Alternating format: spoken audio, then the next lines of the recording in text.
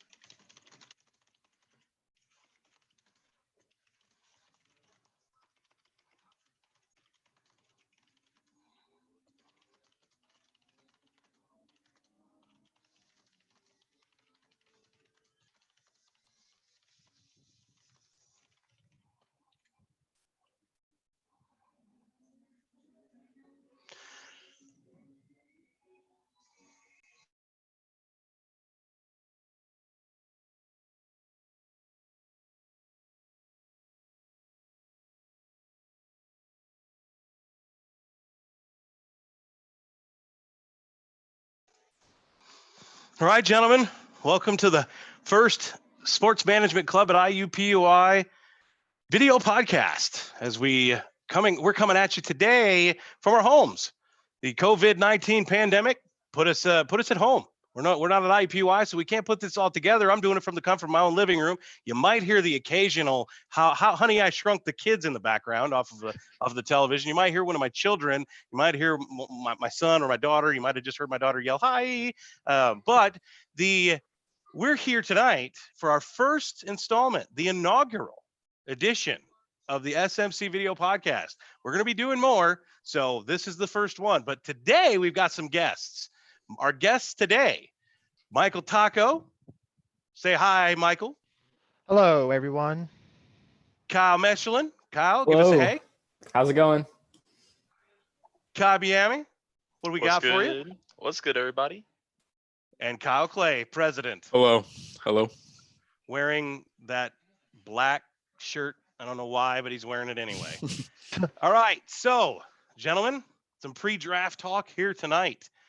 What we know now, we know that the NFL draft, it's a new style, right? We know that it's no longer taking place in Vegas. It's supposed to take place in Vegas, but it's not going to happen.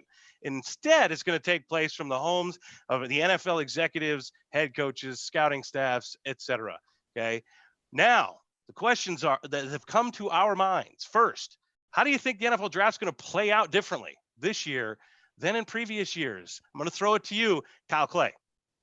I mean, it's definitely going to play out completely different. I mean, they did a basically a run through on Monday, and they were talking about the difficulties that they had even with the first pick, and it took them at least, I think, 5 minutes, if not longer, to fix the problems of the first pick.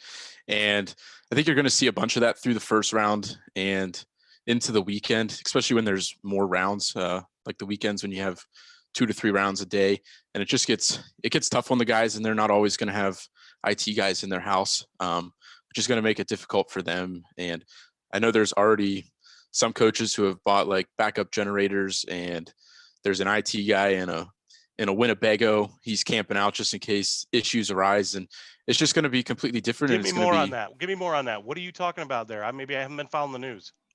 I mean, like NFL reporters have been talking about like how coaches and IT departments have been preparing for this odd spectacle. So they're buying backup generators. They're saying their kids are going to be in the background. There's going to be noise effects. There's, we got IT people in the Winnebagos who are going to be stationary just in case something happens. They'll be ready to go. It's just going to be completely different, and everybody's going to be doing completely different roles than they normally are when they're in their so-called war room. You're going to have GMs on one phone call, and then they have 3 designated people for each team calling in draft picks, just in case one has technical issues. So it's going to be interesting. So it's going to be definitely something worth watching, because we may never see a draft like this again. We may see it again, and it could change some draft features in the future.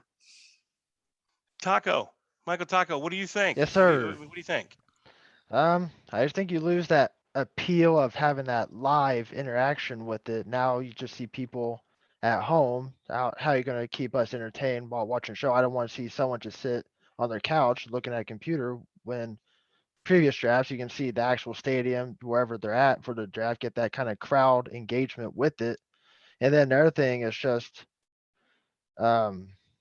like what's ESPN gonna do with that? How are they gonna entertain us besides it's just my big thing is just how are they gonna entertain us besides having them just show GMs and coaches on a couch looking at a computer when before we could see backdrops of what should have been Las Vegas because it's all a new stadium, because it's all just a What are you brand new talking city. about? We get the background of Indianapolis right behind you. That's true. I mean, that is a hold on, that is a great city. It's a little cloudy, but it's great. But I mean, no offense, but I want to see a new Las Vegas Death Dome stadium they have, the all black.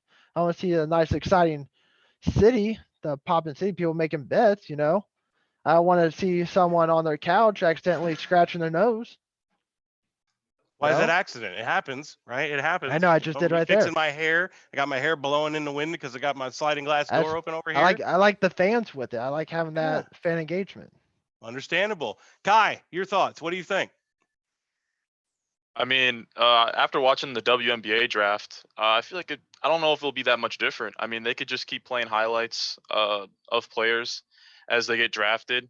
I think the only thing you really miss out on is those in-person interviews and just, I don't know, the whole atmosphere of it. But most of the time on the draft in years past, they've only showed highlights. You can get player interviews from their house. They can do it on their phone. They can go live with them. I think it'll be really interesting. But I mean, after watching the WNBA draft, as long as there's not many technical issues, I don't really see that huge of a difference. Good points. Kyle Mechlin, what do you want to add to this conversation?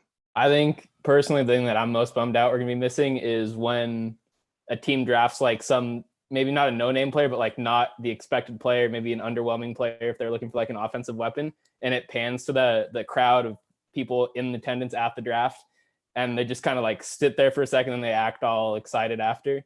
For me, that was I always thought that was funny. So that'll be a bummer to miss. So you're missing the player interaction as well. Yeah, and then just about the technical difficulties, I think that whole kind of fiasco that happened when they did the mock draft had to have kind of put a little pep in the step of the organizations in the NFL. And I think there's going to be a lot of backup precautions ready when the draft actually comes. It's just, I think I couldn't imagine trying to communicate with as many different people as you have to communicate with from home with like, however, like they have to have like 10 laptops in front of them or something. It's crazy. Yeah, it's a logistical question mark. I mean, I will agree with you there that the logistics of it all. How are you going to do it? I mean, a backup generator in your backyard. I mean, what? I mean, I understand that. I was without power for almost 2 days not long ago, and yeah, I had backup generators 5 houses all around me. So I was up all night because of these generators. I didn't have a generator, so I was sleeping in a cold house with no power. But yeah, no, I totally agree with it. That you're talking about the IT stuff. That's going to be a question mark. I think that that we're in a position now where we have enough technology where we can do really good things, but that's going to be interesting to see. Kyle's point. That's a really good point. Moving on to the next question. Can I add something quick? Yeah, absolutely. Also, another thing is you're going to have general managers and head coaches that are older than others. For example, I saw a picture of Dave Gettleman's setup. It was a ThinkPad laptop and a binder. And then you look at the 49ers GM, who is a younger guy who's more technological, and he's got a big TV in front of him and he's got 4 computers. And it's just that kind of stuff that is also interesting when they're not in their war room with different savvy people. Just the way that general managers and head coaches are going to go about this weekend, which is pretty interesting in my opinion. Seems to be as if some already have war rooms, but to further to Kyle's point, Mechelin's point, that not everybody's going to have that. So the guy with the laptop and the binder, Clay, what do you think? I mean, do you think he's going to really? I mean, what is that? How he's going to do it? I mean, it may be the way he's going to do it, but I feel like it's going to be a hassle. I mean, the binder was at least like this thick, and you're going to have to know like where to look. You're going to have to know all this different stuff, and it's just going to be completely different for him compared to somebody who's can click on a mouse and it's going to be right there in front of them. So, like I said, it's just going to be interesting to see how each general manager and organization goes about making their picks. So now that we've gotten into that point, thank you for bridging that gap there, Kyle.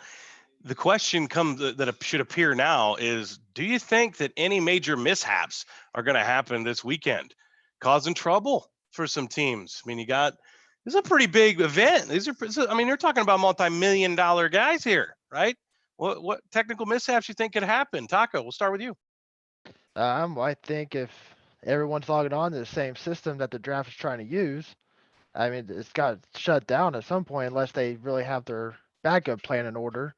And then I think when you have all the fans, everyone trying to watch at the same time, it goes along with that. It's just better have something planned just in case when you have a large amount of people trying to go on one or two different servers, something's going to go a little slow. I mean, what happens if the first pick, like the coaches or GM's screen freezes and we're sitting there for 5 minutes and like, what's going on? Or what happens if someone's computer just shuts down and just goes black? How are they going to get that back up real quick? That's a really good point. How are you going to get things back functional real fast? We'll jump over to Mechelin. Kyle, your thoughts. I'm going to jump back to the communication issue again, because like I've been thinking about the whole process of this and it gives me a headache and I'm not actually doing it. I mean, you have to think they're talking about a Zoom call or whatever with all the GMs, but then every GM is going to have a call with the owner, coaches, and they're also going to have one with scouts, and they're probably going to have to be working on trades. Like, how many chats can you have open? How many chats can you be working on? Are you going to be logging in and out of these Zoom calls? Are you going to jump in the wrong Zoom call and say something that you shouldn't? Like, I think that it's kind of a dangerous game with just the different channels of communications that are necessary to make this happen. Kai, what's your thoughts? I mean, honestly, I feel this is where the assistants are going to really be making their money, because you may be put in a situation where head coach or head GM is going to be like, hey, I can't be in this call right now. You're going to have to go in there. You're going to have to work on this trade. Or, hey, you're going to have to know these stats in like the next 5 minutes because we might be drafting this guy. And so I think that's going to be really interesting to see if those guys are prepared. What teams draft well out of this, in a year from now. What teams draft well out of this? Were there many mistakes out of that because the assistants didn't know what athletes, what stats they had and all that? So I think it'll be interesting. But if I'm an assistant right now, I'd be doing 24/7 studying all players, homework, anything I needed to do, because I need to be prepared. How many phones do you think are going to be operating just for one team tonight, right? Or tomorrow night, right? It's got to be in the double digits, honestly, because you're working on trades, you're talking to the owner, you're talking to the GM, assistant GM, coaches. You may be even talking to other players, saying like, hey, do you think this guy's going to be a good fit? Is this guy going to fit the culture? So, I mean, as Michelin said, it gives me a headache too, honestly. Clay, your thoughts? Yeah, I mean, like I stated before, I mean, each team is going to have 3 people who are going to be able to call in like draft picks. So, I mean, the NFL has kind of already put that in place just in case something were to happen, which is pretty good. And then also I read that they are going to stop the clock for any trades because everybody's going to be, on house Wi-Fi's and all that different kind of stuff. So if trades do take longer, they can stop the clock, which is going to be good for teams. But also, this doesn't really have to do with technological issues, but just the not having the pro days and that kind of stuff has really like thrown coaches in for a whirl. I mean, they had to basically do their scouting from what they saw at the combine and that kind of stuff, which could, lead to some trouble when it comes to making your selection because you don't have all the information. Maybe they didn't do something at the combine that you wanted to see them do at a pro day, and you kind of have to go off of what they did in the season or, wherever, and kind of get that information. And I think that's just going to be one of the tricky things that they're going to have to adjust to and could lead to some potential mishaps when it comes to draft picks. So what do you think these guys are running at home? You think they're running a networked setup like they do in their office? Do you think that they're running what you guys are running with your Xboxes or your PlayStations or your home TVs or whatever? I mean, what are they going to be running at home? Hardlined? Are they going to be going like IUPUI style network type stuff? I mean, what are they going to be running here? Yeah, I mean, I guess it all depends how much you have set up. I mean, if you're the guy with just a single laptop, I mean, there's not much to run through there. But if you're the guy with 4 computers and a big TV, you're going to have some kind of hard wiring system to make sure that all of that can run together in the same room, because I can't even imagine having a TV and 4 big monitors running at the same time in my room. There would be something wouldn't load or something would happen, and that's just going to cause some issues for some people if they don't have it set up right. Well, your Xbox freezes during Rocket League sometimes, right? Yeah, all the time. Yeah. All right, so the teams leading the way with the most draft picks, the Dolphins got 14 with 3 first rounders. Patriots have 12. Do they need them right now? Yeah, they the GOAT and now the Gronk to go with them, right, down in Tampa Bay, right? And the Vikings 12 picks with 2 first rounders. There goes my wife shooting right by. With the Pats, though, they're 12 picks. They have no second rounder. Now, the teams with the least amount of picks are, of course, the New Orleans Saints with 5, the Chiefs with 5, and the Steelers. Kyle, I feel for you, buddy. Only 6 picks in this draft, right? So you've got a variety of teams with a variety number of picks. The question is, and Kyle Mechlin, I want to talk to you about this for a moment, and we won't go around the horn here. I just want to talk to Kyle for a moment. But what do you see as a big impact there? Do you see having more picks as being a big impact? Do you think the Chiefs need the 5? Do you think the Pats really need the 12? What do you think? I think that the Chiefs are fine with their 5. I mean, they're bringing back almost that entire Super Bowl team. Like, they're only losing a couple players, I think. I can't remember the exact stats, but I mean, it's honestly scary how similar the team's going to look from last year. Obviously, looking long term, that's not going to be sustainable with just 5 picks from this year, and could probably lead to some trouble down the road. And for me, with the Steelers' 6 picks, I think, losing that first rounder, but getting Minkah Fitzpatrick is an absolute win in their book, and they shouldn't feel bad about that. But I think that what will hurt them is just the low amount of picks in general. Like, that team's not exactly playoff ready. There's a lot of holes on offense that, just a couple extra picks, maybe mid to late round flyers that may have made a difference. You don't get that. And personally, for me, I don't want to get too much into it, but I think that extra 4th that the Patriots just picked up today will help them just with rebuilding. Because, I mean, that team lost its identity, and that offense was in rough shape even with Tom Brady at the helm. Looking forward to this year, they need some serious changes. Julian Edelman can't be the top target every single play out there. So others, what do you got? What do you want to chime in on that? Agree, disagree? What do you think? I think this is a interesting draft. I feel like it's really deep, especially with offensive tackles in that first round. And I just think the more picks you have, there's a lot of talent out there that will not get picked in the first round that probably is first round, just because everything is so stacked right now. They just will not get picked in that first round. So I think just having more picks, honestly, the more the merrier. But I also want to throw out there, I'm having Wi-Fi issues, so if I cut out, just let me know. I might need my own IT guy here, so just letting you guys know. Oh, we will. We'll let you know. Don't you worry about that. Anybody else want to add to that point? What do you think? Yeah, I mean, the Dolphins they had a pretty decent offseason with free agent signings, and to have 14 picks is absolutely insane with 3 first-round picks. I mean, they have a lot of trade bait that they can use, whether to move up into the draft or move back and get more picks, or even get more player pieces from other teams. And I think that's going to be beneficial to them, because there's still a lot of uncertainty down in Miami. Well, a lot of it. And then if you look down at like the Steelers, like Kyle said, I mean, we did get Minkah Fitzpatrick for that first round pick, but losing that first round pick can kind of hurt, because we do have lots of gaps to fill. And I think having the first round pick, you at least know you're going to get a solid starter 95% of the time. And I think the Steelers are going to miss out on that because they don't draft till late in the second round anyway, which is going to be you're looking at a potential third round talent with your second round pick, and that's going to, I think, come back to bite them at some point, especially if they don't re-sign Minkah Fitzpatrick. I mean, if they don't re-sign Minkah Fitzpatrick in the long run, missing out on that first round pick is going to be a big bite in the butt for them. Yeah, it's never easy to miss out on a first round pick and expect to actually get something, in the future that maybe will pan out. But then again, you could have the first round picks that absolutely explode and do absolutely nothing and are what we would dub a bust, right? Yeah.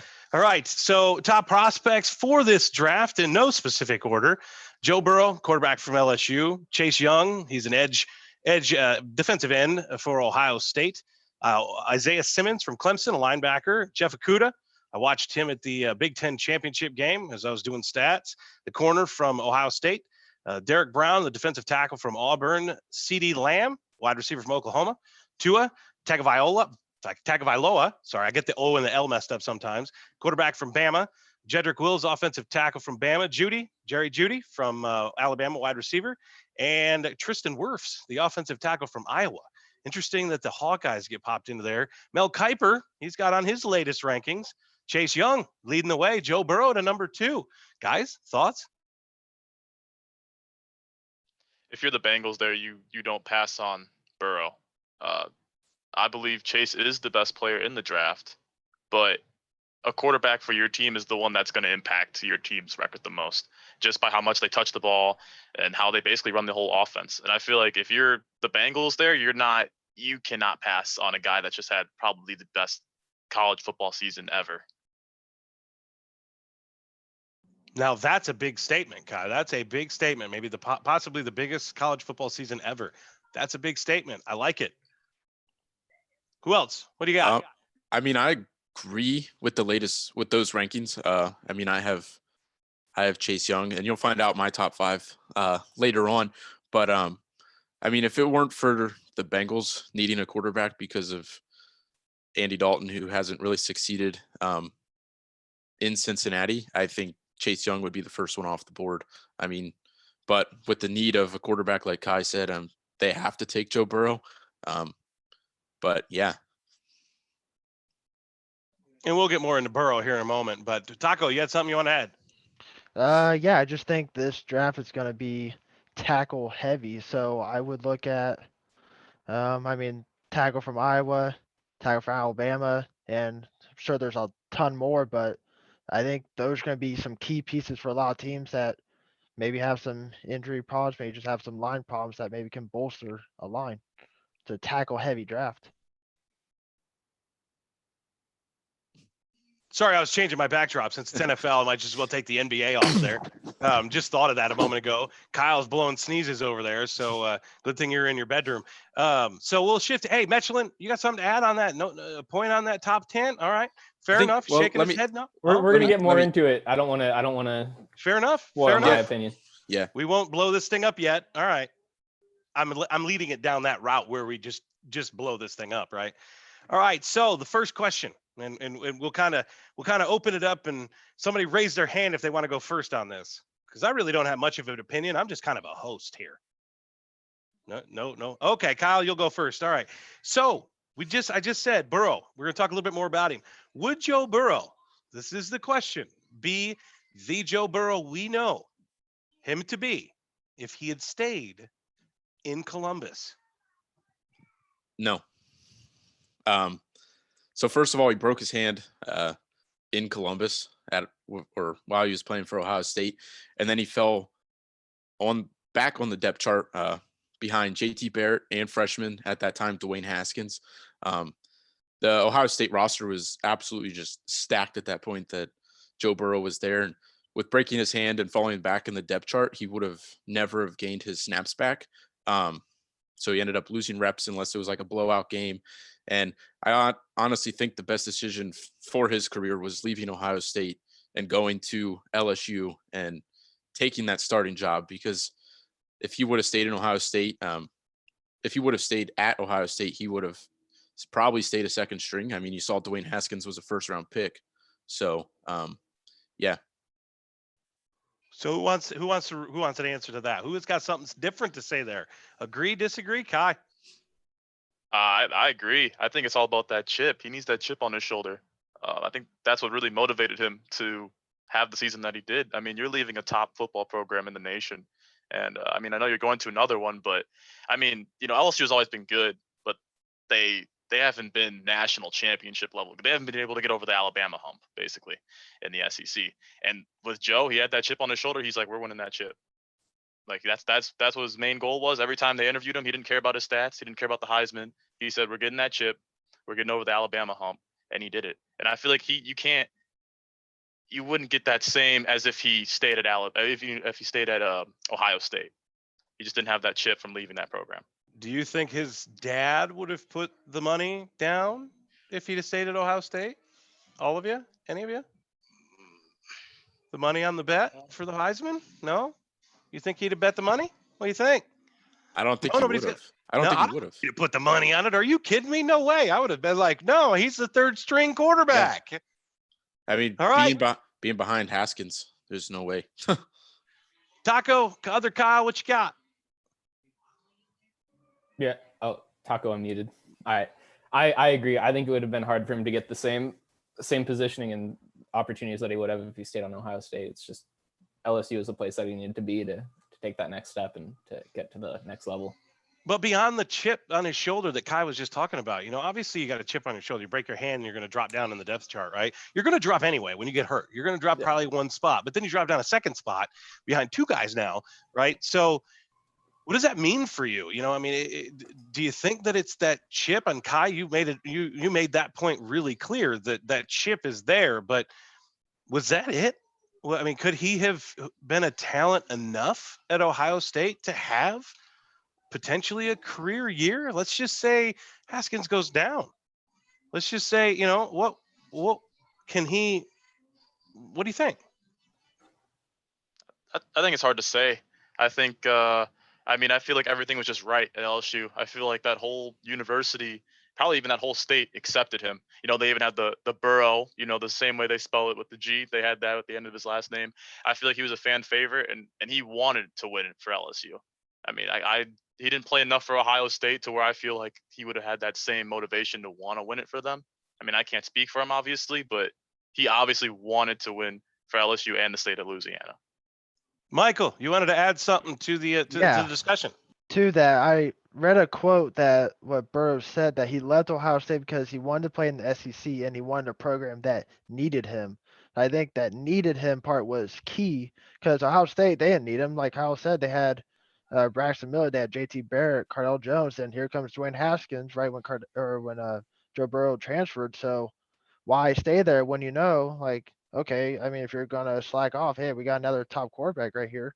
LSU was like, hey, we need you to get over this hump. We want you to succeed here. That kind of helped put that chip on the shoulder, help like, okay, I'm going to prove it. And we saw what happened. Kyle Clay, What? you haven't chimed in on this. I mean, like I said, he had to go to. I mean, then you had Kyle Fields come in to Ohio State. And that would have made a big competition in Columbus for that starting job the same year that Burrow was in his final year, right before the draft. And I just think, I have no idea. He had to go to LSU. I mean, there was. What does that say? What does that say about Burrow, though? I mean, what does that say about him? I don't know him, but what does that say about him if he's saying I wanted to go somewhere that needed me, right? I mean, was it? I mean, I think he knew what he could do, and he was at the top of the depth chart when he first came to Ohio State before he broke his hand, and then he got pushed back to third because Ohio State's bringing in huge talent every year at every position, and he knew he could live up to the standards and be that prospect, but he wasn't going to get it at Ohio State, so he had to do it for his future because at Ohio State he wasn't going to get it. Interesting. It's an interesting point. Taka. I think that just shows he's mature at that young age. He could just easily complain, rode the bench, be like, you know what, this is dumb. I'm not playing football. I'm going to go to some small school and just be. But what if he thought they there. needed him and he wasn't the answer? If they thought they needed him, they would have said something to him. if they wouldn't just let him transfer like that, if he's a top quarterback before he got hurt, I feel like they would at least said, "Hey, try to ride this out with us. Let's give you a chance." But I feel like they had the other quarterbacks and they said, "You know what? We're good." So I mean, sorry you had to leave, but and then he's like, "Okay, well, I'll leave then." And then he won a chip. Fair point. Fair point. Also won the Heisman. So now we parlay the question, and Kai even said it a moment ago that he may have put together the greatest college football season ever, right? Well, the question though is he truly the top prospect? He's not on Mel Kiper's board, but that doesn't necessarily mean he's not the top prospect. Is he? And we'll start. Taco, you lead. Prospect, yes. Player, no.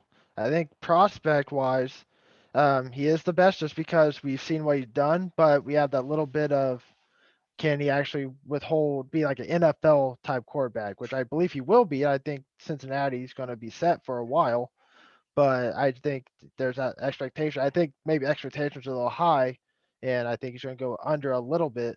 But when I said top player, no, that's Chase Young. I just feel like he's NFL ready from the start. I think he's going to go to training camp and just destroy whoever's against him. Michelin, what are your thoughts? I think that he's the top prospect. I think that he the skill that he brings and the ability that he has and he's proven over the past season and in such an important position, especially in the NFL, the quarterback, and having a good young quarterback has shown to be a recipe for success in the past. I think that he's the best possible pick. Sounds about right. Clay. Oh, You gonna unmute yourself or what? Yeah, sorry. In my opinion, he's not the top prospect. This is a really deep, talented draft class from offensive tackles to wide receivers to, running backs in the later rounds to, you name it. The positions are deep in this draft, and that's what everybody keeps saying. And if it weren't for the Bengals needing a quarterback, like I stated earlier, Joe Burrow would not be the first pick in this year's draft. There's no way you can pass up on Chase Young unless you need that quarterback. And I mean, Joe Burrow is a phenomenal player, but I just think Chase Young is the top prospect. All right. Kai, what are your thoughts on this whole thing? Pretty much everybody else here. Can you hear me now? You good? Yep, we're good. I'm going down a similar route as everybody else, pretty much saying that Chase Young is the best player out of this draft, but need-wise, Bengals need Burrow, but I think Burrow's going to be really well. I think he's going to be really good. I think he's going to be great. I think that he's going to ride that momentum from LSU, and I think people need to remember that he did play in probably the toughest next to the Big Ten conference in college football. He beat Alabama. He beat a stacked team. He won a national championship. He had an amazing season doing it. I think he's going to be great in the NFL, but I got to agree with everybody else saying Chase Young is probably the best player in the draft. And it's going to be interesting to see Lamar Jackson and Joe Burrow go at it in the AFC North. I think that's going to put another, chip on his shoulder that Lamar Jackson's coming off, his MVP year. And I think it's going to be really interesting to see Joe Burrow and Lamar Jackson go at it. If he does go number one, which, I mean, we all know he's going to go number one, but I think it's going to be really interesting for the AFC North, and it's going to be really good for the NFL to see two young quarterbacks go at it, twice a year and potentially 3 times a year if the Bengals make it to the playoffs in the coming years. So you guys are basically unanimous in saying that Cincinnati's going to take Burrow? Is that what I'm hearing here? I mean, I can't see him not taking him just because Andy Dalton's such an uncertainty. I mean, Andy Dalton hasn't taken the Bengals anywhere recently, and they have a new head coach. They just added a new head coach. I think last year was his first year, and I think the tides are turning in Cincinnati, and I think you have to bring in that young talent to get the Bengals going in the right direction. So to me, that begs the question, though, Chase Young, why would you pass him up if he's the top prospect and top player? Do you have a need there if you're Cincinnati? Is it bigger than quarterback? I think quarterback is their biggest need by far. I mean, if you draft Burrow, you're giving him you're setting him up in a position with AJ Green. You have Mixon. You have Boyd. I mean, he has weapons to start off with. Their defense isn't the best, but it's not the worst in the league. I just feel like you need to have a more consistent quarterback in there rather than Dalton, just to see what happens. Because obviously Dalton's not bringing you anywhere right now. Fair enough. Go ahead, Kyle. I agree with that too. I think when you look at needs and the impact that each player would make on that team, I think that Joe Burrow would just the impact that he makes, that offense is close to taking a step to be really scary, but you can't just sit with Dalton there another year. Fair enough. I do have All one right. thing I want to mention. Go ahead, Mike. I think that Joe Burrow kind of got lucky that Andy Dalton didn't pan out Cincinnati, because let's say if everything would have worked out there, he's doing okay. How far down would he have gone? Because Washington, they have Dwayne Haskins. Detroit, they have Matthew Stafford. He probably has a few good years left. Giants, they just drafted Daniel Jones. He probably could have fell down to number 5, Miami, Or 6, or Chargers. 6 Chargers. So I think, I mean, I think you probably would have seen a team probably try to trade for that number 1 pick.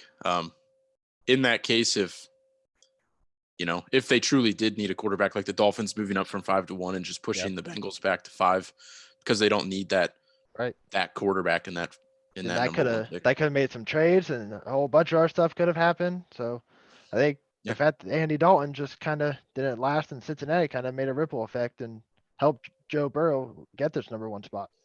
And it'll be interesting to also see if the Bengals do try to trade Andy Dalton throughout the draft at some point this weekend, just because of, especially after, if they draft Joe Burrow, if they that throws an interesting wrinkle into things, Kyle. Is that do you trade Dalton? Who's going to take him, right? Or will there be any takers for him?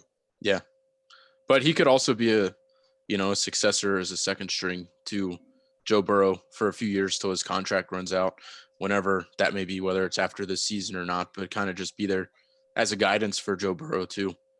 So they can do a bunch of different things with Dalton and Burrow if they were both to be on the Bengals after tomorrow night. Kai, any thoughts you want to add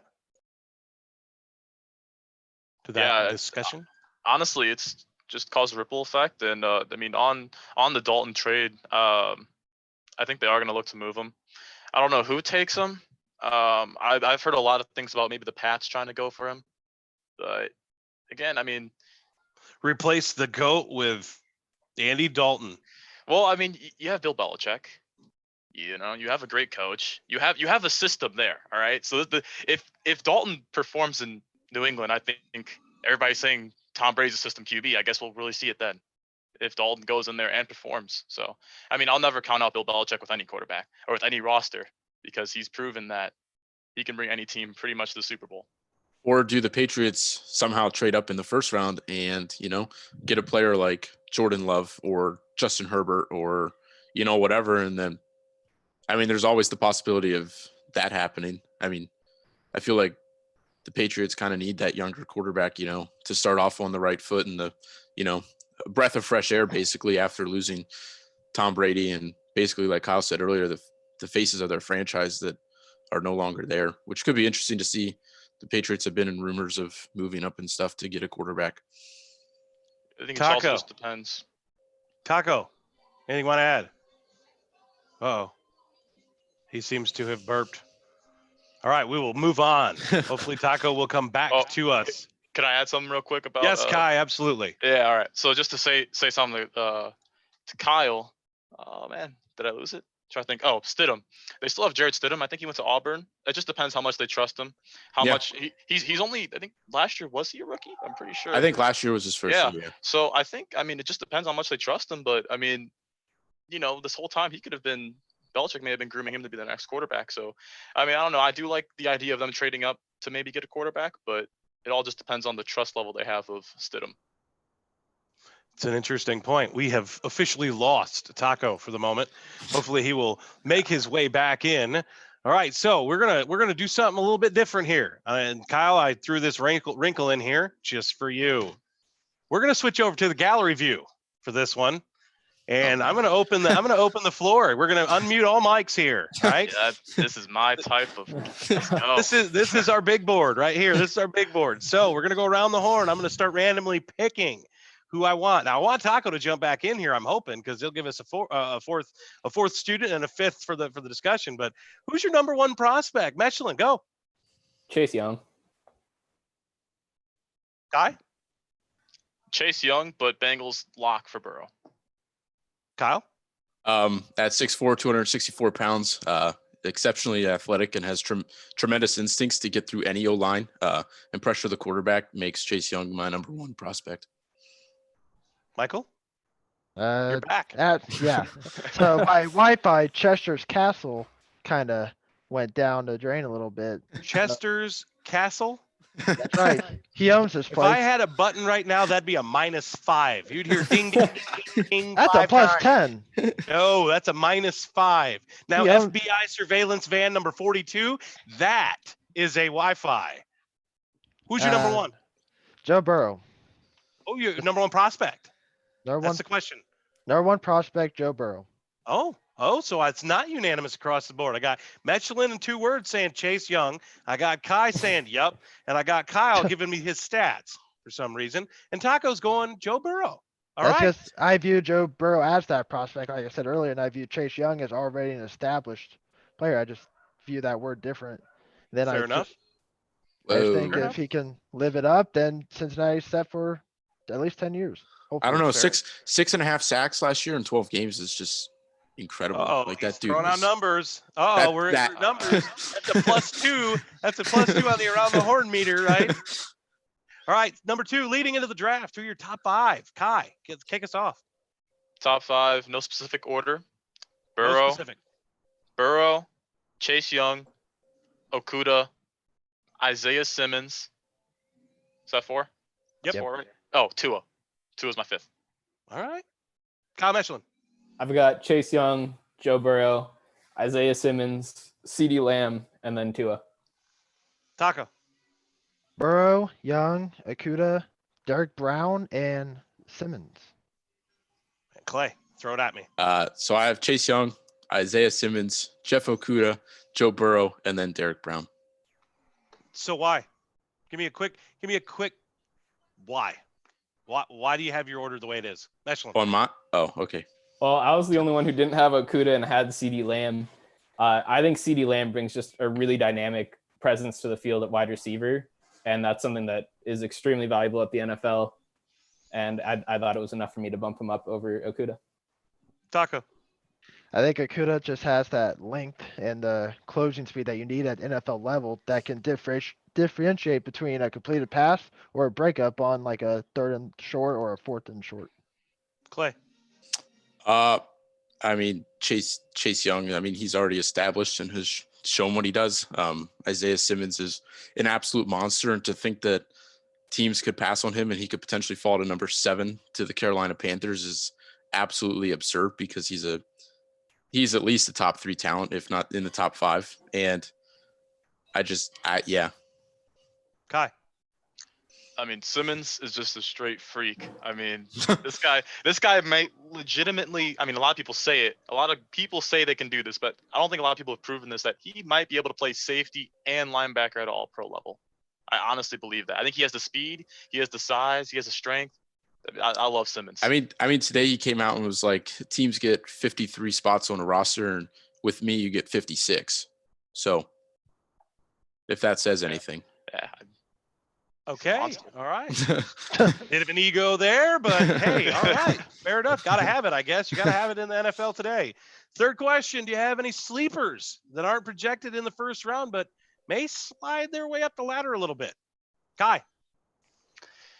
I don't know if he's really a sleeper, but I gotta go. I like Love a lot more than Herbert. I feel like Love is gonna be a better quarterback in the league than Herbert. I'm gonna throw this out there, hot take. I think Herbert's gonna be a bust. I just don't know. I didn't like watching him at Oregon. I felt like he was way too wild and inconsistent. This wasn't really the question, you know. Oh, he's got a great point. Keep going. Oh, We we didn't got get that lag. last point. Herbert's just I have a whole thing about the Pac-12, but Herbert just didn't prove to me why he has the size to be an NFL quarterback, but he doesn't have the skill. He doesn't have the discipline. He even went back for his senior year, and I feel like he didn't even up his stock. I felt like he didn't really play to the top lottery, he didn't look like a franchise NFL QB to me. It's a fair point, Taco. I think was Cole Kmet from Notre Dame, tight end. A lot of people have him as a kind of early second round, but I think he's going to go late first round just because he's that tight end that can actually help you in the run game as well as catch key passes. And I think with what the Colts have done the last few years, what the Cowboys done with their offensive line, a lot of teams are starting to take notice that you actually do win the games with the offensive line, and having a key tight end to help you is huge. So, and he was on Notre Dame that had a great offensive line the last few years. So I think he can step in. Say hi to your better half back there. Kyle, Clay. Yeah. So mine is Chase Claypool, wide receiver from Notre Dame. I knew you were. Why did I know you were going to go with an Irish? I said that I was about to say, Taco, you're kissing up to Kyle Clay by throwing the Irish out there, and then what do you do? Throw the Irish out there too. This is not a biased opinion. I mean, it's 6'4", 230 pounds. I mean, he had a 40-yard dash of 4.42 at the combine. He had a vertical of 40.5. I mean, if for Green Bay, who's looking for a wide receiver or tight end, I mean, at number 30, Chase Claypool was like, he's the perfect. That guy's a ginormous guy for the receiving core that could help Aaron Rodgers tremendously. I mean, it's no biased opinion. It's just I think Chase Claypool was an absolute monster that could slip into the first round if somebody wants to take. How many hours of research have you done on this? I know my things. Hey, nothing but respect for my president. Wow. I am smelling the smoke being blown there. Mechlin. I'm not. The last time I checked, I saw him projected around 34th. I have Denzel Mims, wide receiver from Baylor. I think that he provides a big-bodied, fast threat wide receiver. And a team like Baltimore, if they're there, I think he provides like a really dangerous addition in conjunction with like Marquise Brown and takes that offense to a really scary level with Lamar Jackson behind the quarterback spot. Fair enough. All right. Last question on this Around the Horde session. Do you have any prospects that may be projected in the first round that fall out? Let's start with Taco. I think J.K. Dobbins, running back from Ohio State. He's projected, I saw at 28th, but we've seen the last few years that running backs just, unless they're a top 5 prospect, maybe top 10, they just don't get picked in the first round like they used to. So I don't think, and you're starting to see a lot of second round, third round, fourth round success with running backs. So teams can afford to wait on. All right. Rebut, Kai, anything?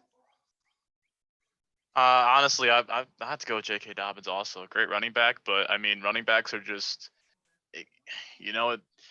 it's tough. I mean, I feel like it's really hard to pick a running back in the first round nowadays unless you know they're going to be a Zeke or Saquon type of guy. So this first round is so deep that I do see him slipping to the second round. Mechlin. I've got Grant Deplet, safety from LSU. I've seen him projected in like mid-20s. And just as a safety that I view as less complete than Xavier McKinney, I think it's tough for a team to take him in the first round, especially with just the amount of talent there is otherwise in this draft at different positions. Safety, especially a safety that's probably second or third best in the class. I don't know if it makes sense taking him in the first. Clay, finish it up. So I'm going to go with AJ Epineza, defensive end from Iowa. He was at the beginning of the college season, he was a projected top 10 draft pick. And after the combine, he's not even near top 10 anymore, let alone top 32. He ran a 5.04 40-yard dash, which many defensive tackles actually ran faster. And without a pro day in front of NFL scouts, I just see him slipping out of the first round. I mean, he may be a good second round pickup, but I think he's going to slip out of the first round. All right. So with that said, we've got some news heading into the draft. And Kyle, thanks for piecing all this together, Clay. So offensive tackle Mekhi Becton's, he's a first round pick. His drug test got flagged at the combine. What do you think? You think this will hurt his stock and why? Taco, start that off. Hurt his draft stock, yes, just because teams are going to lose trust in him and they're not going to want to babysit a player that can't actually prepare for one of the biggest job interviews out there. So they're just like, okay, you can't prepare for that. We don't want to deal with you. But I think it will help him because now he's going to fall back to a team that actually has a culture built and that could actually help him learn how to mature quicker rather than being stuck on a team early on that maybe just doesn't have anything in place. Michelin, what you got? Yeah, I mean, it just shows a lack of foresight or care, in my opinion, to follow through with it, regardless of whether you think that they should be testing for certain substances or whatever. You know what you have to do in order to not tank your value, and he couldn't commit to that, and I think teams are going to take note of that, and it'll push him back for sure. Clay. Yeah, I mean, I think it's gonna hurt. I don't think he's gonna fall out of the first round. I think he's just gonna fall later into, the first round. Yeah, I mean, he kind of has to go with Laramie Tunsil a few years ago when videos came out of him literally 5 minutes before the draft started. I mean, he fell back some picks. I mean, not a ton, but I just think some teams are going to lose some trust in him. And without those, in-person interviews leading up to the draft that they would have had most years, I think they're just going to lose some of that trust in him. But like Taco said, I think he's going to fall into a system that is actually going to have, something in place for him that's going to help him. Kai, finish it up. Yeah, honestly, I don't think it's gonna hurt him that much. I mean, you look at the Tunsil situation that Clay brought up, and I mean, he's gonna fall back a couple spots, but I mean, I think at the end of the day that as long as he has some, he's not a Josh Gordon type, as long as he can control it, and Fair point. like I honestly, he should be fine. So Sorry, I just like to it. Yeah, jump in real go. quick. I'm not super familiar. Like, it's a little fuzzy thinking back on the Tunsil thing, but that was a video from like before the combine and everything, right? Yeah, it came believe out. so. I believe so, But yeah. it came out like 5 minutes right before the draft. So after Yep, every it team came out did right all the before it work started. on him and that kind Yeah. of stuff. So I think But I that's think- a little different situation just because it happened at the very last minute. That seems to Yeah. that seemed to have some nefarious intentions behind it. The timing of it was Yeah. just too coincidental. It was sent out to bury the kid, I think. And I think that having a video of you smoking at one point is entirely different than Failing a drug test. at Yeah. the combine. Like, I think that's a very big difference between the As two Taco cases. said, the biggest job interview of your life that could give you millions of dollars, 8 figures even, and Yeah. you flunked the drug test. Now, was it day 31? Who knows, right? But at the same time, it's kind of wild. Second question from me: do you believe that Tua's draft stock was damaged because of his injury in 2019, and why? I'll go. Kai, Yes. you go. Oh, Kai. Okay. Yeah, Kai, you go. I mean, yeah, of course, I think an injury is always gonna hurt somebody's draft stock, and especially one that was, I think it was a dislocated hip. I mean, that's pretty serious. But I mean, we're gonna get into it later. I have a lot of thoughts on where Tua should go, what team should draft him. But yeah, that's all I'm gonna say on it. I'll get on it later. But yeah, it definitely hurt his draft stock. Taco. I think it did only because of the new environment that we're in with the whole COVID-19 situation. Because I read that his hip injury won't really affect him until he's 35, and he's 24, 25 now. And I think if he would have had that chance to actually go out and prove himself at a pro day, scout combine, rather than make a video of his own pro day, which could have been easy throws. Who knows how long he threw it. And I just think he could have had a chance to redeem himself, but due to the situation we're in, he really couldn't do anything. Michelin. I think especially just in the way that quarterbacks are viewed nowadays, like, people are quick to criticize quarterbacks that get hurt and are concerned about it because you want that quarterback to be the rock of your offense and like the face of your franchise, always out there. You want that reliability, and just anytime you see an injury, especially something in the leg, that's when you look at a mobile quarterback, that's something that's going to put some concerns up, regardless of how well it healed. Well, it brings back my memories of Bo Jackson. So, I mean, simple as that. Bo Jackson basically lost his career because of a hip. It was only a pointer. It wasn't dislocated. So, I mean, it was, maybe that's not all maybe that was back then. Maybe we didn't know all the things that they put out now about Tua. Maybe he did dislocate it. But Bo Jackson was by far one of the best athletes to ever compete in any sport at any level, right? And the guy goes down with a hip and it ends his career. So, I mean, who knows? We maybe back then we didn't know that that it was just like Tua's injury, and Tua's injury now, maybe it's because it can be resolved and he becomes bionic. Who knows?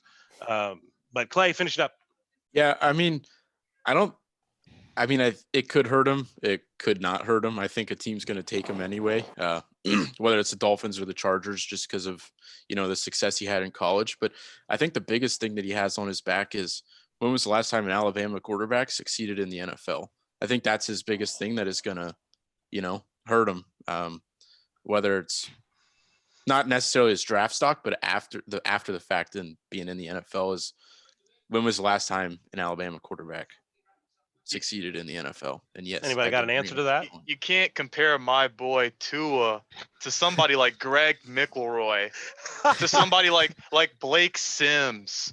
This Tua's built different, all right? And there's a reason that he beat out a very talented Jalen Hurts. Tua's also proven that he could be a pocket passer, all right? He can be mobile, but he's proven that he could be a pocket passer, and that I'm not saying he's going to be a bust. I'm just saying the biggest thing on his back is, when was the last time an Alabama quarterback succeeded in the NFL? You also got to remember, I throw into there too, the Jalen Hurts thing. He was. I thought he was better talent. I thought Tua was better talent, but the Jalen Hurts thing was because he absolutely imploded on himself. And I don't know if it was necessarily that Tua beat him out.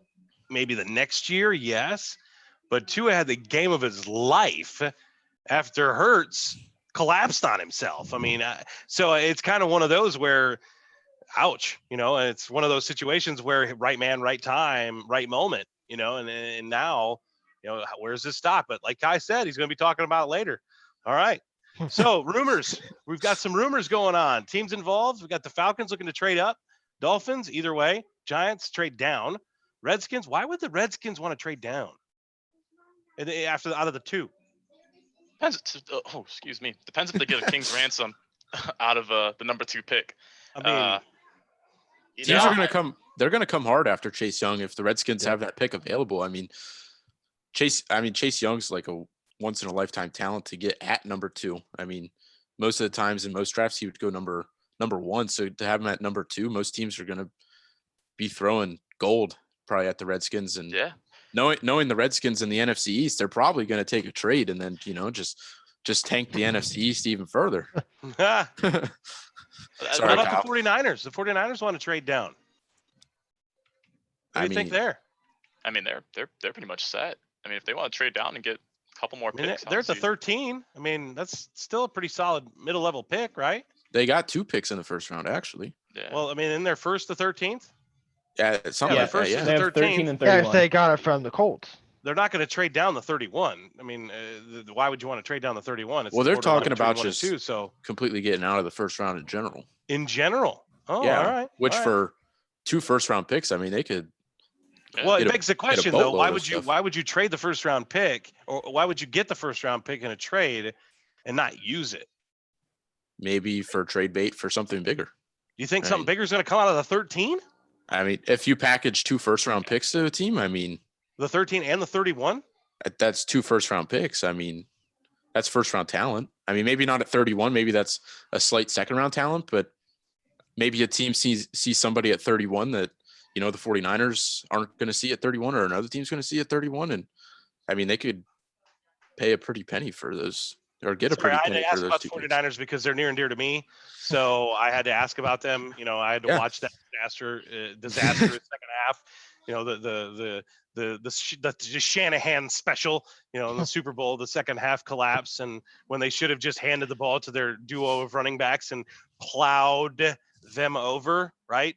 Because they were doing that all game long. But I've had that argument with multiple people, and it's not worth it. Broncos trading up, Eagles trading up, Patriots trading up. Yeah, I mean, if a quarterback's sitting there and, say number 13 for the 49ers, I mean, they could swoop in and pick up, Jordan Love or Herbert or whatever quarterback may be sitting there. I don't know how many teams are going to go after quarterbacks tomorrow night, 4, 5. I don't know. But I think if the Patriots see a quarterback there, I mean, I think they could pull something off to move up for that. Yep. Fair enough. So my question to you now is, we've talked about what's happening this year that's different from previous drafts, right? When not in a central location, they're going to be doing it from their couches and whatnot, right? So is it more enjoyable to watch a first round, even when it's at a central location? It's going to be entertaining now with all these people all around wherever they're going to be, right? So is it more entertaining to watch the first round when there's a bunch of trades that happen? What do you think? I think so. Yeah. You That's can go, short, Taco. short answer. Yeah. Okay. Yeah, I think so. Just because you kind of, for months, we've seen the same order all the time. They talk about the draft, and every now and then maybe there'll be a trade here or there, like how the Colts traded their 13th pick and maybe shake things up a little bit. But for the most part, the draft has stayed the same. So we kind of got an idea. Then all of a sudden on draft night, you say, oh, second pick just got traded to a new team. You're like, what the heck is just going to happen, or who they going to pick? Kind of put your mind at a million miles per hour. Yeah, I agree. I love all the what ifs that kind of pop up after that. You know, if someone was What's going to projected, happen if you hear Leonard Fournette? You know, the I don't know, the Bucks have traded for Leonard Fournette, right? Or I don't know, I'm throwing something out there. You know, Yeah. does that make that more entertaining for you? I mean, Trent Williams is on the block, right? Yannick and Nagku, I think his name. Ngakwe. Yeah. Ngakwe. Yeah, whatever it is, Ngakwe. Okay, it's spelled Nagkui, but Ngakwe. OJ Howard, Jamal Adams, and Alshon Jeffrey with the Eagles. So Kyle Mechlin, near and dear. Jeffrey. Jeffrey Eagles. can go. Oh, all right, fair enough. It- Fair Colts can enough. have him for a year. I mean, I think trades involving picks during the draft are more interesting than trading players. I mean, say for example, the Giants. You're talking losing. pick for pick. Yeah, pick for pick, because say the Giants, I mean, they're going to have a chance to probably draft Isaiah Simmons with their pick, and to think they could trade out of that for maybe the Falcons want to trade. The Falcons want to try to get in the top 5. So you just, once the team trades, you just never know, who that team moving up is going to get, and you never know who, say, the Giants are going to get when they move back, which makes, like Kyle said, all the what ifs. Or did the Giants screw themselves over moving back because now they're going to, everybody else in front of them is going to pick somebody they had eyed at that number or that pick. And it's just, it makes it more interesting than, say, like, Leonard Fournette for a 4th round pick, or like the Patriots with the Gronk trade. I mean, it was just, those trades aren't as interesting because there's not as many like what ifs with it as if there was like 2 1st round picks swapped for each other. Well, I'm a what if guy. I like the what ifs, but at the same time, if I'm hearing the number 5 pick is sent to the Jets for Jamal Adams, I'm sitting there going, he must have been valuable to somebody, right? Yeah. Or something like that. But the question that has been posed now is, you think the Bucks trade away OJ Howard with Gronk coming into play? I don't They think they should. Kai, you're shouldn't. shaking your head. No, I mean, coming into the draft, OJ was his draft report. He was a blocking tight end. I mean, yeah, he could catch, he could do all that, but one of his best parts about him was he's a blocking tight end. And for a lot of teams, they're thinking, here's what I think the Bucks should do. All right, I don't think Gronkowski should even be the number 1 tight end. I think you should bring him in there red zone situations, over the middle type plays that you need. But Howard and I think Brait. That would be the button. That would be the plus 5, 10, 12. Yes. Brait, and then you keep OJ and Brait as your main tight ends. I think, you want to keep Gronk as healthy as possible, and especially coming off a year off, he's going to be rusty. I think OJ has tight end 1 He is talent. the 24/7 champion now in the WWE. So yeah, they said he could still lose at any time. So I know. I'm interested to see what they're going to do with that. Entertaining. But I really hope they keep OJ, because you can run some 2 tight end sets and then bring Gronk in the red zone. I think that team's already looking really good. But if they play that smart, they could be even better. Yeah, you can't look at Gronk as the number 1 option at tight end for a whole season and expect him to stay healthy and stay as productive as he would be if you use him sparingly. And even using him sparingly with the 2 tight ends that they have, like, that is a really big impact for the team. And if they can afford to hold it, and I think they can afford to hold all 3 of those tight ends, like, there's no reason not to. Fullback. That's what I think. Brady loves his tight ends. I mean, why not give him all the weapons possible? I mean, then you have Chris Godwin out wide, and then Evans, monster. Yeah, Mike Evans out there out wide. I just think it helps Gronk and Brady get used to the system quicker, especially now where we have to stay home and can't meet with their teams as much as often. Why get rid of a player that's been there for a while, that knows how the system plays, and especially with the player that's coming off that year retirement that got the party bug out of him a little bit. Let's be honest. Still Gronk, Tampa Bay Who- now. Who doesn't get the party bug once in a while? He has like a major party bug. It's like the biggest bug I've seen. I'm okay with that because he provides me entertainment. There you Kyle, go. Clay, nothing? Yeah, no, just gonna hold up the helmet and then be done. Well, I mean, I said that Tom Brady loves his tight ends, so why not make them all available to him? Why? Yeah. I mean, truly, what are you going to get for OJ Howard? Maybe, a third or fourth round. I mean, nobody's going to trade a first round or second round pick for him. I mean, so why not keep him and just use that weapon? So now that we're on Gronk, we've got some questions here. Bucks, they trade a 2020 fourth round pick to the Pats for a 7th round pick in Gronk. Are they contenders now? I think they were contenders without Gronk. I mean, you're giving Brady an amazing offense. And I was watching NFL Live earlier, and they said that that Bucks offense hasn't had a confident QB in years. I mean, Well, Jameis I'm Winston- gonna- throwing interceptions. I'm going to throw something at you though. This is one of the fan questions that came in. By the way, came in via text. Okay. So Oh. it came in via text, and it was sorry. It wasn't. It was sorry. It just came in. It wasn't about. I thought it was about Gronk. It wasn't. Keep going. Oh, I mean, Mike Evans, I feel like he's almost in that elite conversation. He's just under those Julios. He's just under those Hopkins, but he's still an amazing wide receiver. Godwin had a great year. I mean, you have OJ, you have Brady. I mean, I think you're giving Brady a lot of weapons there, and I think they were contenders without Gronk. But I think now getting Gronk, that really shows that the Bucks are all in and that they want a Super Bowl this year. Yeah, I fully agree. Like that offense is stacked, and it actually is giving Brady players to work with. Like people were talking that he dropped off last year, but I mean, if you look who he was throwing to compared to who he's throwing to this year, like they're in serious position to have a scary offense. And then just throwing Gronk into the red zone threat that he's going to bring with like Mike Evans is a tall guy, and Godwin is a legit red zone threat too. Like there's going to be too many people to cover back there if you're on, like five yards out. Like I don't know how defenses are going to deal with it. At least my So- team doesn't have to deal with them. My sister's saying the same thing. Yay, the Dolphins can have a chance now. Is this the end of the Patriots era? Does this spell Yeah. doom for the evil empire here in Indianapolis, right? How Hope we view so. the evil empire. I don't know if they're over with. They're obviously not the same tier that they were with Brady.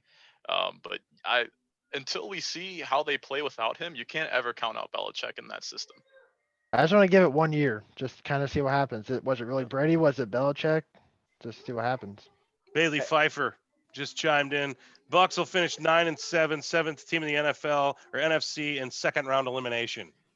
See, the problem that they have with them is it's going to be the Saints. I mean, you have the Saints in the NFC South too with Michael Thomas, Alvin Kamara, Drew Brees. I mean, if you don't win the NFC South, you better hope that a wild card team isn't better than you, because you're not going to get in if those two teams are better than you. So it'll be interesting to see how it plays out, especially with how stacked the Saints are and how stacked the Bucks are. I think what I mean- helps the Bucks is that they have a little incentive to this. They're all in. They just got Tom Brady. They just got Gronk on a good deal. They have already had weapons, and plus something that a lot of people are realizing, that next year's Super Bowl is in Tampa Bay, so they could become the first team ever to play in their home stadium. That would be crazy. So I mean, they're Oh, gonna go all in. wait. That's the button. But pushes the button. I had to push the button. I had to give him some pluses there. That Let's was a go. right hand. That was a right hand, not a left hand. That was a right hand. All right. Yeah. Jerseys, logos. We got some new ones. How do we like them? Browns, Chargers. Bucks, Chargers, Falcons, Pats. Completely new. Rams. Browns new is logo. terrible. Yeah, New logo, new unis coming later. Colts, uniform tweaks, added a logo, right? Some controversy surrounding that logo and a new color scheme added, right? What do you think? Browns, somebody said it's terrible. Kyle, you said it's It's terrible. Well, it's not terrible. It's the same uniform, basically. Yeah, They got Them- okay. The only thing different that I noticed is they have thicker stripes on their sleeves, and that's the only. I mean, you saw OBJ's reaction when he got the jerseys. He was like, "Ugh." Like they're the same thing. It's not They're like just trying to compete in the thickness of stripe with Pittsburgh. yeah. It's like I mean, the Chargers actually did like theirs are fire. Like Fire. the Chargers, Chargers did a great job. they're the best uniforms that have come out this season so far. Right. I like the lightning bolt on the side of the pants, and it kind of just ties in the whole, Chargers. Browns What and about the Buccaneers. Rams? Well, That the logo is terrible. that they're having some controversy too. There's a small college that, or I think it was I'm not sure what it was, but something. It's like, hey, look a little similar. But it's honestly, to me, it kind of looks more like a Chargers a little bit. I What were think you they're about to say taking. about the Bucks, Michael? Oh, I was gonna say the Bucks and Browns are kind of. They went with the whole, hey, we did better back in the early days. Let's look like that and see what happens. It's a Throwback new kind of sort of old thing. jersey. Yeah. Yeah, I think the Bucks did really good though, getting rid of those digital alarm clock numbers Yes. and going with the new Yeah. one. Yes. What about the Colts? The controversy surrounding the secondary C with the state in it. Little Cathedral High School coming into play, saying, "Hey, you kind of cheated there a little bit, yeah." Think it's gonna be one of those under the table, like, hey, you want to stop talking about it? We'll give you a little bit extra right here, and then we'll just move on. Here's some Fair. extra tickets. I like it. I like it. I like the. I like it too. I like it. I'm seeing uniformity. I'm starting to see a little commitment to the city of Indianapolis with and the state of Indiana as a whole, both by the Pacers and by the Colts. They both kind of have tweaked that logo to fit, kind of the state outline, and I think it looks fancy. But I've always wanted to see a change with the Colts. I love their previous stuff, but I've always wanted to see that Colts, the word mark itself, get a little bit. It looks like a little too meaner. bunch up. Yeah. I was thinking more mean. It's just got more of that. It's less of a, I don't know. It's less of that. I don't know what do you call it? The rancher style, horseshoe shape kind of feel. Instead, it's more of a brand. I'm going to sit there and I'm going to brand you with this Colts logo, right? Like it's mean. It could set you on fire, sort of thing. What do you think? I think they're going to add a black jersey with it too, try to go with that mean feel, because they officially added Anvil Black to their color scheme. And although the only real noticeable difference is the Nike swoosh on the away jersey now is black, but I think that's going to lead to a black and blue jersey to kind of, because the Anvil is a new thing they started a few years ago and they're kind of embracing it a lot. So A pretty nice black and blue color rush scheme, right? Right. Yeah, that'd be kind of nice. So the Rams, you're not a big fan. I'm hearing the Chargers. What about the Falcons, Pats? I don't like the big ATL over the Falcons. It's blocky and the Pats doesn't like blocky. Yeah, no, it's just like I don't know. Right hand. I saw this post and someone said it looks like if the Falcons uniforms look like if there was a fake TV show football team, like that would be their uniform. Looks like the Mean Machine. Yeah. Fair point. I just don't think that it was a Clay, I'm going to make a transition. suggestion right now. Please flip on a light. He has no lights in his room. I don't have a light in my room. How do you not have? Do you not have a flash on your? You don't have a light in your room. What is that? Is that the smoke detector? No, that's where the light's supposed to be. Oh, you don't have a lamp or anything? You want me to light my candle up in here? Well, maybe can you move your laptop a little bit? Maybe. Oh, he's gonna light a candle right now. Oh, getting the mood going. Oh, I didn't want that. I did not think it would go down that route. I was just hoping for a quick fix here. There we go. There we go. Yeah, put it on the other side. Yeah, there you go. There we go. There you go. Got a little light on the subject. He set fire to something. Oh god. Candlelight service. No, put it over to the side. I don't want it in my face. It smells Right. like apple cinnamon. So I've got some questions that have come in via text, and thank you to Rachel Lohman for being the facilitator here. Logan Pitts had a few questions here. First, the question goes back to Joe Burrow. Okay, how will Joe Burrow do with the Bengals' bad offensive line and the rest of the AFC North's good defensive lines? Kai? It's gonna be tough. And correct me if I'm wrong here. Did the Bengals draft Jonah Williams, that tackle from Alabama last year? He just didn't play. who's think so. injured. I think he broke his foot or something. right? Yeah, Or so did he'll something be to his foot. back. They have a tackle. It's still going to be tough. Don't get me wrong, but yeah, I mean, I don't know how else to say it. I mean, sometimes he's going to be running for his life, and he better know when to take a sack. Taco? I really they only have one team they got to worry about for sure. That's the Ravens. Browns, I mean, yeah, they're going to be hyped like normal, but like last year, we'll see if they actually live up to it. Steelers are slowly starting to get into rebuild mode, so My apologies. It was not Logan Pitts who did work with Rachel at Indiana Sports Corporation. It was Logan Harmeyer.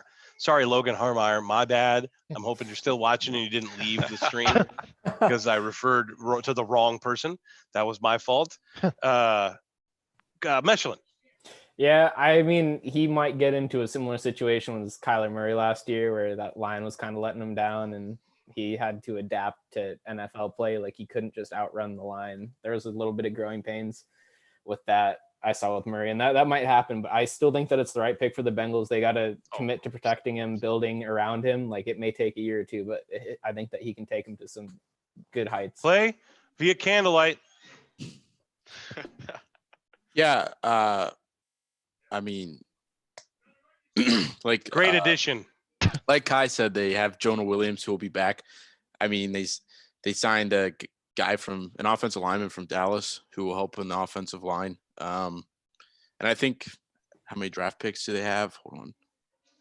I mean, they have a first round, a second round, third round, fourth round, fifth round, sixth round. I feel like they can pick up an offensive line talent with the second pick at number 33. I mean, there's so much offensive line talent in this draft as well.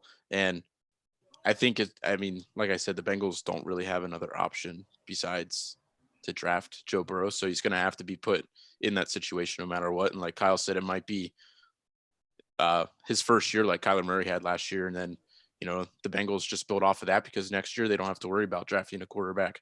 So they can go out and get that offensive talent that they couldn't get with that first pick that they had this year.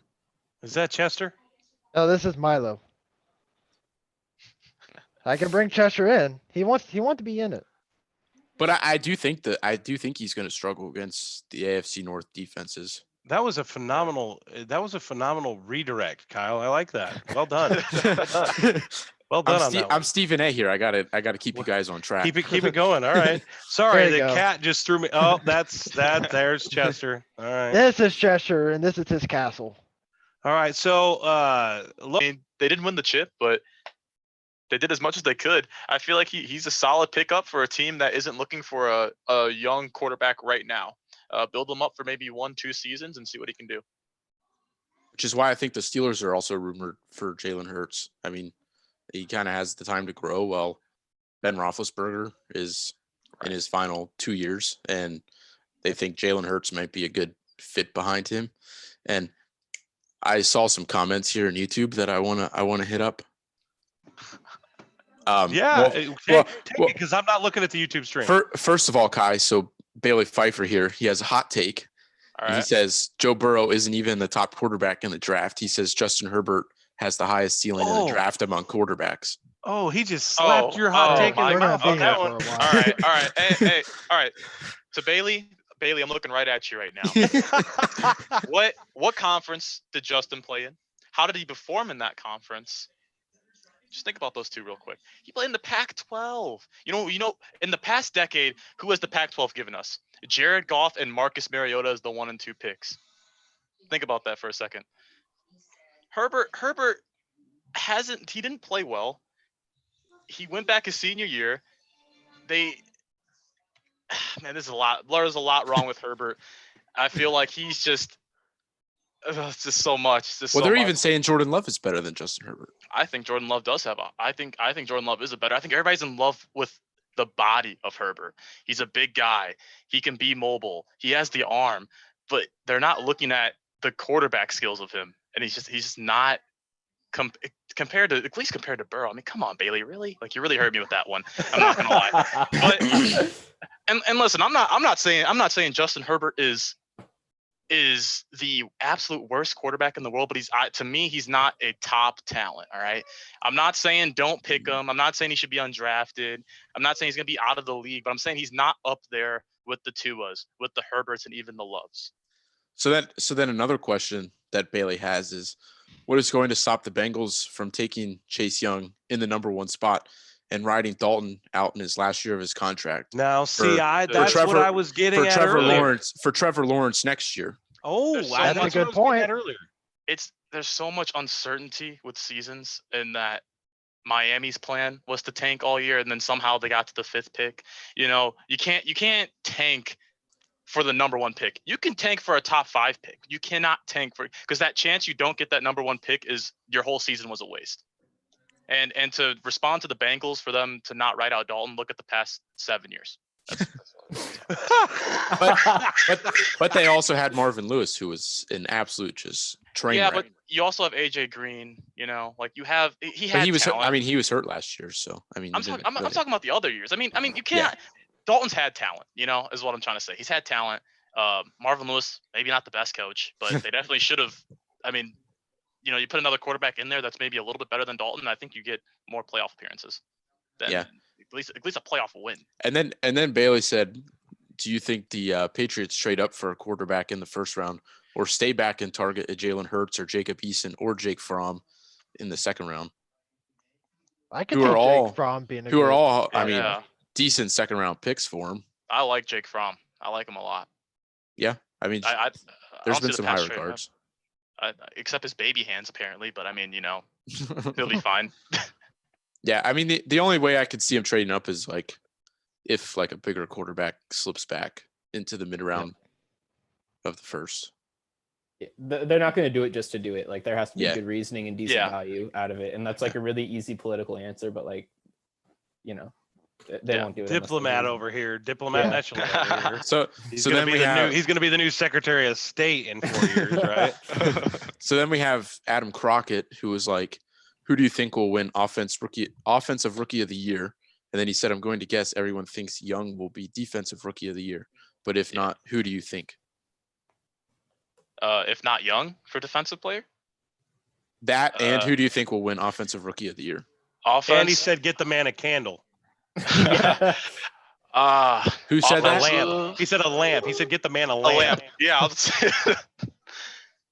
Akuda, if not Chase.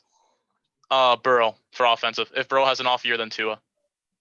You think Tua is going to be the offensive rookie of the year? Burrow or Tua. It's just that line is so. I mean, both of them have terrible lines. So you're not going to come out and say like a wide receiver may have it with like Justin Jefferson or T Higgins or maybe J.K. Dobbins surprises some people and absolutely just goes off as a rookie running back? No, I feel like quarterbacks. I think awards are heavily skewed towards quarterbacks, especially for that offensive rookie of the year.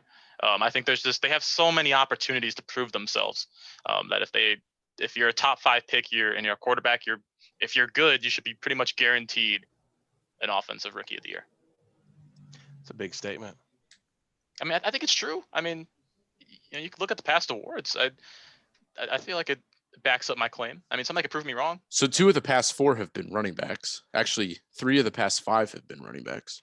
So you had Kyler Murray last year, Saquon Barkley, Alvin Kamara, Prescott, Gurley, Beckham, Lacey, Griffin, Newton, Bradford. So, I mean, there's a lot more running backs that are winning it than quarterbacks. I mean, but that's true. But for this draft, I don't see a running back winning it. Yeah, there isn't a Kamara, Gurley, Right. Zeke, like Saquon. There isn't a dominant running back like that. It's going to be on the field, But almost that every was- snap to- for their that was- offense. that was a good to point. further Kai's point, though, I mean, you got Kyler last year, Dak. You go further back, you got Griffin, Newton, Bradford. Right. Well, it's in the other order: Bradford, Newton, Griffin. Well, a lot of those, one. What was Griffin? 2. So you're talking 1, 2. Matt Ryan before that, Vince Young, Ben Roethlisberger. I think So it's to your point. It's to your point, Kai. I mean, that's to your point. I think it's so easy for quarterbacks to win it just because, I mean, a wide receiver is based off how good your quarterback is. A running back, I mean, quarterbacks can run too. You're going to get rushing yards too. And I just feel like it's just so heavily skewed because so many stats can go towards a quarterback. Fair point. I got one more from Logan. He threw it at me. With almost everyone having Akuda as a top 5, should any team pass on him for a higher impact position like quarterback? Let's go. I've been waiting for this, but somebody else can go. I feel like I've been talking too much, so I can wait. All I can wait. right, fair enough. Kai, Kai? go ahead and Alright. take it. No, Sorry, I wait, was reading the YouTube sorry, comments. and I was looking at the draft order. I personally think the Giants would be stupid to pass on him if he was still there. And even Detroit, they lost Slay, and they don't have a whole lot. I don't know what their secondary, their cornerback room looks like, but I think Detroit and the Giants, like, they're in decent enough places on their offense and other spots that picking up that cornerback with the talent of Okuda would be a big mistake to let him go. Kyle Clay has disappeared. His candle went out. That He means has he's drifted gone. into the darkness. Adam Crockett is right. Get the man a lamp. Somebody buy him a lamp.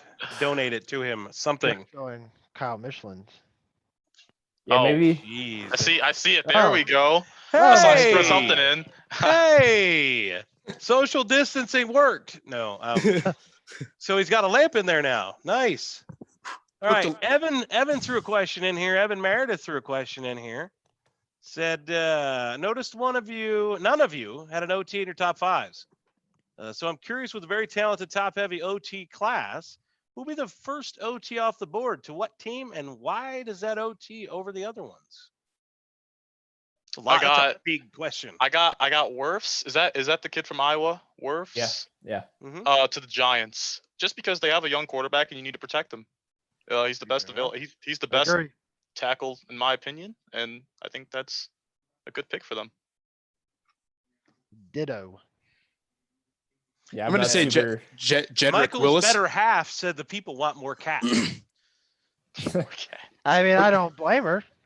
What about Jedrick Willis? He's also another one, and he could potentially fall to the Giants as well. Just like Kai said, they have a young quarterback that they have to protect. Boy, that really changed the entire room, Kyle. It did. Wow. I was not expecting that. Holy cow. So you have Wirfs going first? OT, yeah, number 4 to the Giants. So why don't you have like Andrew Thomas or Jedrick Willis or? I mean, I'm not gonna sit here and act like I can spot who's a better OT. I feel like that's hard in my opinion to me to see who's the better tackle. I mean, I'm just going off of what I've seen on NFL Live and what games I've watched and what I've heard about Wirfs. Most mock drafts have Wirfs projected number 4 to the Giants, at least like the ones I've seen. So what's interesting is Tristan Wirfs is the number 1 offensive lineman, but in this did you mean my bad. Did you mean tackle or just? Yeah, he said OT. Evan said offensive tackle. Oh, my fault. Okay. Well, and here they just state O lineman. They don't really. But Evan did say tackle. Is Wirfs a guard? Well, I don't think it matters for the most part. I think that unless a guy is set as a tackle, many times they come in as an O line. And I know in my experiences from my view here behind me, I know that in my experiences with the rosters, a lot of times guys, I see them at the preseason OLs. And I know that as the season gets along, they start to shift into a G or a T or a T/G, unless it's a center specifically, like a Ryan Kelly. Usually I think those guys, they try to do whatever they can to make them be able to operate at both, unless they are a standout full-on tackle like Costanzo or someone like that. So I think it's one of those positions where they can move them around a little bit, and they try to. I would say your statement to your statement, Kai. I would say that's an accurate assessment. Really quick, Wirfs played 10 games at right tackle and 3 at left last year. So he's going to be a tackle. He'll more than likely be a tackle. Two-way player too, which helps with the. You got Solder on the Giants, who's been a little bit inconsistent and unhealthy, but still a veteran presence. It's not a bad pick. I would agree with Kai on that. I just find it hard to believe that Isaiah Simmons could fall to number 7 to the Panthers, if not further. That's going to be my big shock of the draft. It's just neat. Isaiah Simmons is the 3rd-ranked prospect. I mean, Evan pops in another one here. Evan threw in another one here. Which team is going to be the most aggressive on day 1 and why? And we'll go around the horn with this one. Mechelin, give it to me. Sorry, let me bring up the draft order. I would read it to you because I have it in front of me, but I'm not going to read it to you because then we'll waste a minute and a half of time for me reading it to you. Man, I don't even know the pick order and who has the most picks. Bengals, Washington, Detroit, Giants, Dolphins, Chargers, Panthers, Cardinals, Jacksonville, Cleveland is your top 10. I got the Falcons. Falcons being most aggressive on day one. I feel like they need some energy, something. And I feel like I could see them trying to move up to get an elite talent like a Simmons. I think the Dolphins. I think now that Brady's out of the AFC East and they have all these picks, I think they're going to do a lot of moving around and they're going to try to either use those picks to gain leverage to get a really big time player or get even more picks and just stockpile and draft half the players available. I just think they see an opportunity and I think they're going to go for it. Yeah. Mine is the Las Vegas Raiders. 2 picks in the top 20. I mean, whether they shake up the first round with moving back or moving up to grab, a quarterback that might be still available, because I don't know that Derek Carr is the exact answer for the Raiders, or if they move up for a bigger target like Isaiah Simmons or Jeff Okudah into the top 5. So they could package those top 20 picks to eventually move up to the first or to the top 5. And the Raiders made moves last year all over the place during the draft. So, I mean, why not do it again if you've got the assets to do so? Taco, thoughts? Yes, sir. I already said mine. Said the Dolphins.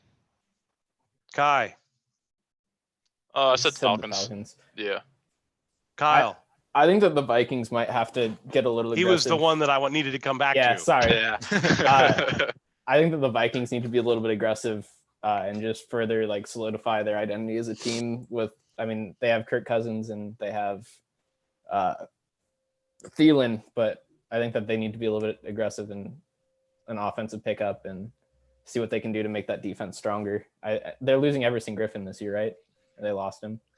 I think he's moving on to a different team. That's a pretty big hole on your defense to fill in, and I think that they need to make some moves. I mean, they have 2 first rounders too, so they're in a Bailey position dropped to another one on us. Should Carolina hope Isaiah Simmons falls to them at 7, or should they trade up to replace Luke Kuechly? I think you can wait it out. Wait for Simmons. I mean, I think many people have him projected falling that low, and that's not a bad pick at all. Yeah. That's a steal. That's a steal at 7 if he falls. I think he's definitely falling to 7. I don't think another team's gonna.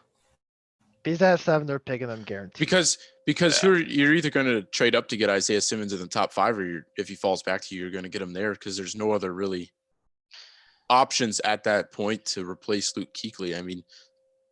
I mean, Isaiah Simmons is basically the lone linebacker. In the top 10 right now, projected. Miami's taking a quarterback. The Chargers probably are taking a quarterback. I mean, I don't see the Chargers taking Simmons. So I think they could be patient, wait it out, and you get him at 7. I think there's no need to give up assets for him. Yeah. Yep. I think we're going to have our last one right here, and then I think we're going to sign off for the night. Do the Patriots take a quarterback? If so, who and where? Oh. Well, it all depends. Like we said earlier, the Pats want to trade up. The Niners want to trade down, right? So if they pick up that 13, who could be available for them at the 13? Let's just say theoretically they get as high as the 13, right? Who would be available, you think, would be for them to pick up? I think Love will be available. I think the Chargers are pretty sold on Herbert, no matter how much I don't like him. I think they're definitely going to take him. So I feel like if you're going to move up you have to take Love. I think the Patriots, honestly, they could stay back and wait for a Fromm-like player. I feel like Fromm I don't really like Pac-12 quarterbacks. That's just a bias of mine. So I wouldn't even say wait for Eason. We have heard that tonight. Yeah. So I think if Pats move up, they take Love. If not, they're going to wait it out and take Fromm. Just depends on how much trust they have in Stidham. Agree. Other hot takes? I figured there'd be something coming from this. I mean, I don't think the Chargers are going to take a quarterback at 6 because they've already said that they want to try to use Tyrod Taylor. Yeah. So I think, Yeah. I mean, even if you trade up to 13, I mean, you're still going to have what? You're still going to have Justin Herbert. You're still going to have Jordan Love back there. I mean, in this mock draft, they have the Chargers taking a quarterback at 25. So you think if there's an offensive lineman for the Chargers at 6, they're going to take an offensive lineman and wait on a quarterback. So I think whether the Patriots take it at 23 or they move up just in case to, say 13 or whatever mid-round first pick, I think they're going to take a quarterback in the first round, whether it's Love or Herbert. Or they may pull a move on us and, like Kai said, wait for a Fromm or Eason in the second round. I just don't see them making a big move. They never have before. They're always like the more Yeah. conservative team. Even though when it comes to receivers, they'll sign everyone, then cut them in the next game and sign someone else, whatever works that week. But as far as quarterbacks go, I think they sit back, they just kind of see, and I think it just depends on how this next year goes. Yeah, I find it really hard to believe that they do trade up anywhere past that 13. And I also I'm not fully convinced that it'd be worth to trade to 13 for Justin Love. Or is Justin Love, whatever his name is? Jordan Love. Jordan. Sorry. Love, Justin Herbert. Justin Herbert, my bad. Yeah. Yeah, I think that they would do better by themselves to wait and get a more conservative pick and just get best player available where they can. So let's leave it like this tonight, gentlemen. Give me, again, and for the viewers out there, because we've increased our viewership a little bit, give me your top 5 picks, A, and B, your draft winner. Who's going to have the best draft in 2020? Are we doing our One at a picks time, in doesn't order? matter. Are we doing our picks 1 in through order? 5. Okay. 1 through Alright. 5, and then your winner. All right. I can go first then. Yep. Number 1, I got Burrow. Number 2, I got Young. Number 3 is a hot take. I think the Lions take Tua. Think they should take Tua. Number 4, Kuda. Or no, number 4, Wirfs. Number 5, who was the number 5 pick again? I don't know why I can't remember. Let me look. Yeah, real you didn't quick. have Okuda. I don't think you had Okuda in there earlier when you said your top 5. Oh, then because that takes a ripple effect. Then Miami might have to take a quarterback.